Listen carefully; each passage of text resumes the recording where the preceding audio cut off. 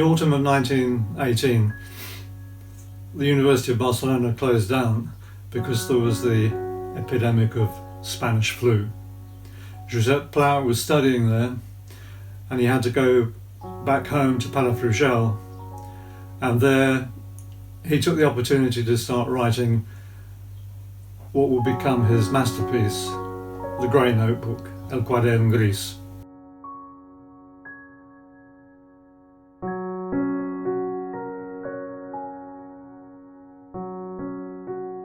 And on the 18th of October, which was a Friday, he wrote this: "Influenza is causing terrible devastation. Our families had to split up to attend all the funerals. Marianne de Linares was held in La Bisbal. In Palafrugell, an 18-year-old girl, a lovely child from the S family. I went to La Bisbal. The crying could be heard from the street, sobbing in houses and on stairways. A striking spectacle that contrasts with people's silent mood, a mood that dips and sinks the second they hear that sobbing. These expressions of grief transform everything, even the countryside. When people hear sobbing, they adopt the expressions of individuals who are unfailingly good.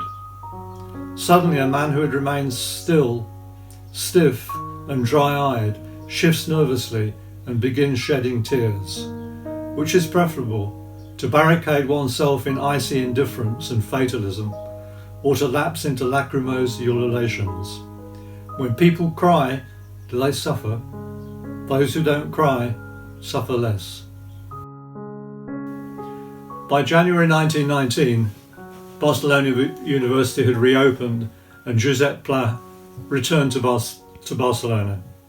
And he returned with his family, who came with him from Palafrugell to live in a flat on Carrer Mallorca.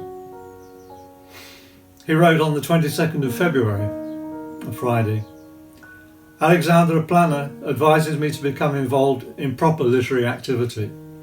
He suggests translating a really tough French book. He proposes Les Cornifleurs by Jules Renard. The title of Renard's novel plunges us into endless discussion. What does it mean? Can one translate Les Cornifleurs, the sponger, by El Tastrilletas, the dilettante?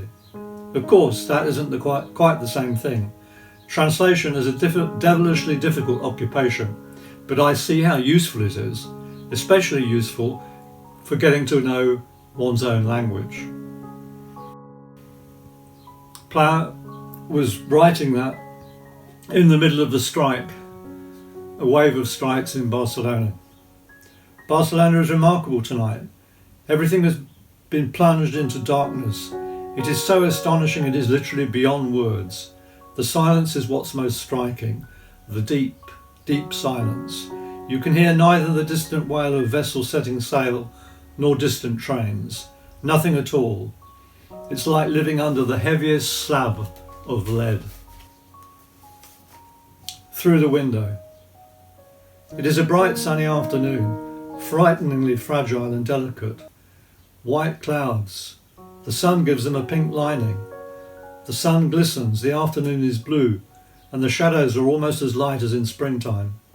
A very gentle breeze blows, and death on my doorstep. I decide I'd like to go to the quayside and watch those ridiculous little steamers with their tall, thin funnels, as if they'd been drawn by children, sail over the thick, oily, oyster shell green water. Driven no doubt by terrible thirst, I want to go into a tavern and drink a glass of cold, dry white wine. Twilight and a pale orange sky in the month when cats are in heat again. I feel my high temperature returning.